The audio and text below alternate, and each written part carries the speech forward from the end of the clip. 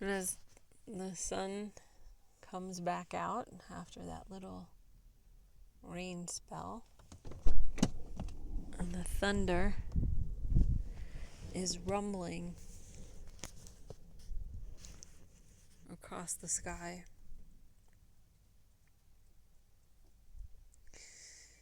I can't help feel what a gift this morning has been so far, spending this time on Mother's Day with my mare and her kids.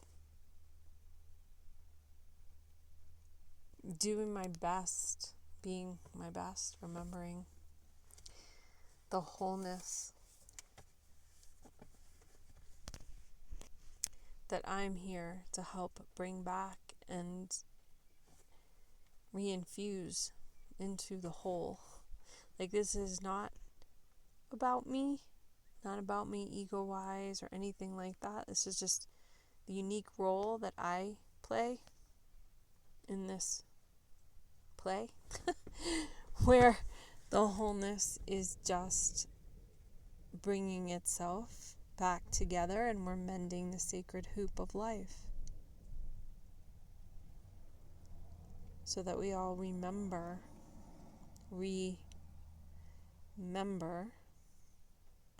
that we are parts of this bigger vessel, but that there is a bigger vessel. This is not necessarily ode to self, as in the individuated, egotistical, narcissistic self. This is ode to source and my contribution back to source of remembering itself, planting those seeds in the darkness, whether anybody hears or doesn't, whether anybody's listening or not. This isn't about the ego version of look at me. This is about the remembering and the knowing that I remember.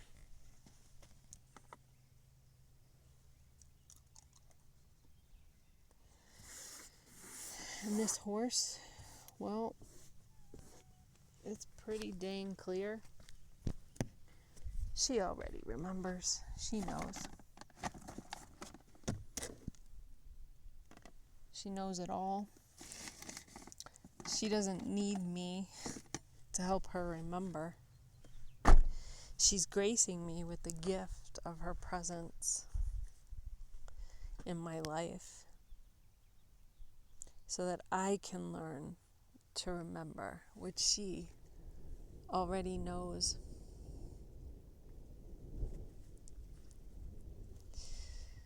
Because she's never forgotten her wholeness. She has been indoctrinated into the human world, but not in the same way that I have, with the words, with their false meanings, and with the teachings of how supposedly the world works, except that world is very disconnected and separated from the Creator's wholeness and system.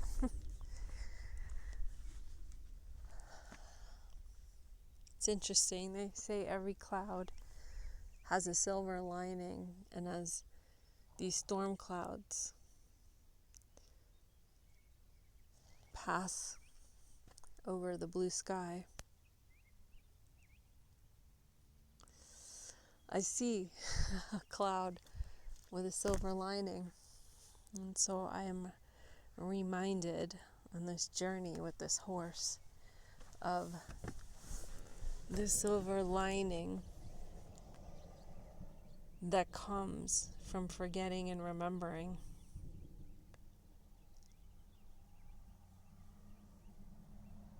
It's great. It's really great. my probably ego-based self. I don't know if it's my ego-based self or my higher self wishes we didn't have to forget to remember. But if we do forget to remember any aspect of the world or this planet or this existence that is in constant remembrance, like the animal kingdom, they're here to remind us. They're here to help us not forget. And while my mind, through this process of haltering to be able to pick up feet, is busy trying to follow its indoctrinated way of thinking, she constantly reminds me to step outside of that.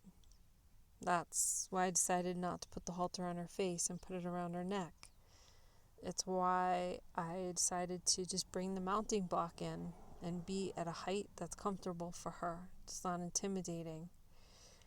It's why I'll try something, and when she says no, try again. That's not actually creating more oneness. I let go of my mind, of my thoughts, of my indoctrinated way of thinking, and I try again, over and over to find that sweet spot. To not just get locked into the feeling that this second feels right, this emotion feels right, but to constantly come back to that sweet spot of where all of life, the inner and the outer, comes together, and it just is. So it's beyond the momentary, this is what I feel in this moment, or this is what I feel in this moment. It's like, oh, this is how life continues to perpetuate itself. This is how life operates, regardless of what I think or I don't. This is this that doesn't even need to be thought about. This that doesn't even need to be explained. This that just is. Oh, this feeling, this awareness, this beingness is just the is that is. I'm the one that continues to have a different emotion about it. I'm the one that continues to have a different thought about it. I'm the one who goes away from it. But the is that really is, well, it's always there. I talked to a physicist a while back after I had completed my PhD research with the wild horses, and I told him, I said, I'm working in the quantum, and he goes, listen, I don't want you to actually use that word, because he goes, it doesn't do justice to the field that you're working in. He said, quantum is actually limiting things. And the person that I spoke with today basically shared the same thing, that he's like proving that it's not even the quantum, it's so beyond that. And I see how I was understanding this, that it was beyond all of that, but I was trying to make my work fit, the current models of understanding. And I realize I don't need to do that anymore. My work actually shows what happens when we're in oneness, not trying to get to it, trying to figure it out, trying to access it, but just actually remembering that there is no separation, there is no inner or outer, or top or bottom. Like when we really get into the quantum, well, wrong choice of words, that's my conditioning. When we really get into the unified energy field, there isn't any separation. And thank you, Siri, for helping me physically and viscerally remember that today.